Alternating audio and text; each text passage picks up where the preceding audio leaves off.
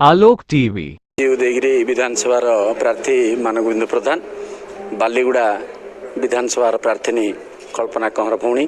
दुईटी Bharatiya Janata party तरफ प्रार्थीपत्र दाखल है।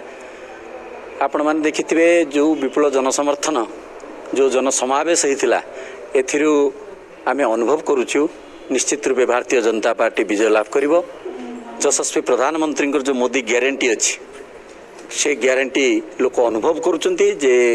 देश में मोदी सरकार हेले जमती देशर विकास होची ओडिशा रे मध्य जदि डबल इंजिन सरकार हम भारतीय जनता पार्टी सरकार हम ताहले निश्चित रूपे ओडिशार विकास त्वरान्वित हम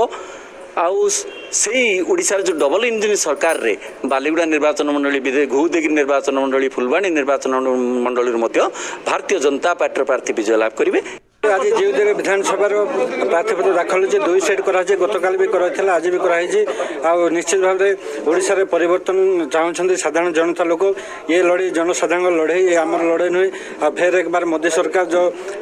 केंद्र सरकार योजना को सफल करने ये आम लड़ाई ना निश्चित भाव में जो विधानसभा में जीतबू जेहेतु जनसाधारण समर्थन रही आज विशाल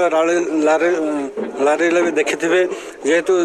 जनसाधारण परिवर्तन स्वर आसी जेहेतु जनसाधारण भोटर मैंने जानिले बर्तमान प्रकृत में गरीब हिताधारी किए सरकार केंद्र सरकार कौन कर निश्चित भाव में समस्ते जानिले जो राज्य सरकार ढिंडमी पिटुले जे आम साधारण लोक जो भुआ भुलाऊे से समस्ते सचेतन अच्छा।